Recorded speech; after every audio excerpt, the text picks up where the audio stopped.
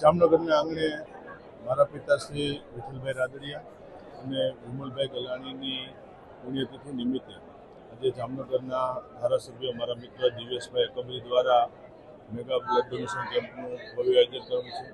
દર વર્ષે દિવેશભાઈ કબરી દ્વારા અનેકવિધ સેવાકીય પ્રવૃત્તિઓ રાજનીતિની સાથે સાથે આ વિસ્તારની અંદર કાયમી માટે કરવામાં આવે છે. આજે પણ આ બ્લડ ડોનેશન કેમ્પની અંદર જામનગર અને આસપાસના વિસ્તારના અનેક લોકો આજે રક્તનું દાન કરવા માટે આવે છે. તમામ રક્તદાતાઓનો પણ હૃદયપૂર્વક આભાર વ્યક્ત કરું છું કે બ્લડ ડોનેશન થકી અનેક વ્યક્તિના જીવનની અંદર મદદરૂપ થવાનો પ્રયાસ હોય છે. એટલે એક સેવાકીય કાર્યક્રમ પુણ્યતિથિ નિમિત્તે જ્યારે આયોજન થયું છે ત્યારે ફરીથી મારા મિત્ર ધારાસભ્ય દિવેશભાઈ કબરીનો હૃદયપૂર્વક આભાર વ્યક્ત કરું છું.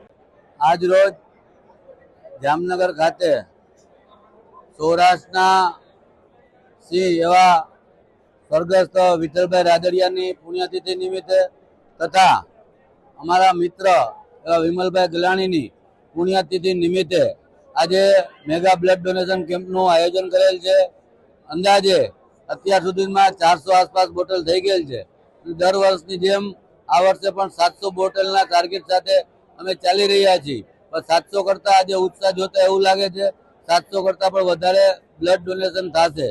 આ બ્લડ ડોનેશન જામનગર ગુરુ ગોવિંદસિંહ હોસ્પિટલની અંદર દર મહિને 450 જેટલા થેલેસેમિયાના બાળકો છે એના માટે ખાસ કરીને જરૂરિયાત રહે છે. એ અનુસંધાને સેવાના કાર્યો સાથે આ પુણ્યતિથિનું આયોજન કરેલ છે.